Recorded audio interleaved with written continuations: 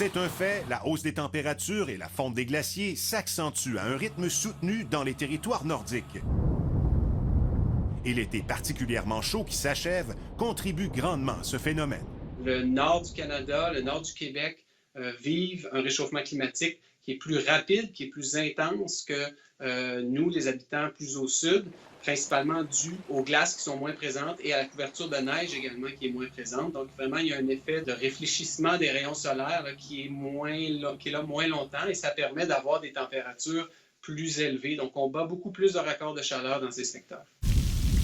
L'augmentation moyenne d'un seul degré Celsius a des répercussions sur l'écosystème. Mais cet été, pour les territoires de l'Est et du Nord du Québec, Environnement Canada a enregistré dans certains secteurs jusqu'à près de 3 degrés de plus que les normales saisonnières. On parle de l'organisation des vents en altitude qui permettent justement d'avoir cette poussée d'air-là du sud-ouest, donc qui nous vient du centre, du nord-est des États-Unis, qui apporte chaleur et humidité sans apporter les précipitations. Mais c'est de comprendre comment ces patrons-là s'organisent et aussi de voir comment les modèles peuvent arriver à de mieux en mieux prévoir.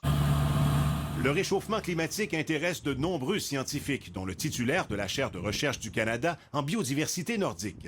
C'est en bonne partie dû aux êtres humains parce qu'on relâche énormément de gaz carbonique. Alors le premier impact, c'est que les espèces souvent se déplacent. Alors on voit des animaux qui s'en vont vers le nord, par exemple. C'est le cas des homards. En Nouvelle-Angleterre, il y en a de moins en moins, il y en a de plus en plus dans le Golfe, mais on voit ça pour des oiseaux, même pour des plantes. En Sibérie, ils ont eu 10 degrés de plus. Ça change la nature des sols, ça change tous les écosystèmes. Et à la fin du siècle, on va voir ça partout, des très fortes hausses de température. Il est clair que plus que jamais, l'être humain jouera un rôle déterminant pour freiner le réchauffement de la planète. Martin Blanchet, TVA Nouvelles, à Rimouski.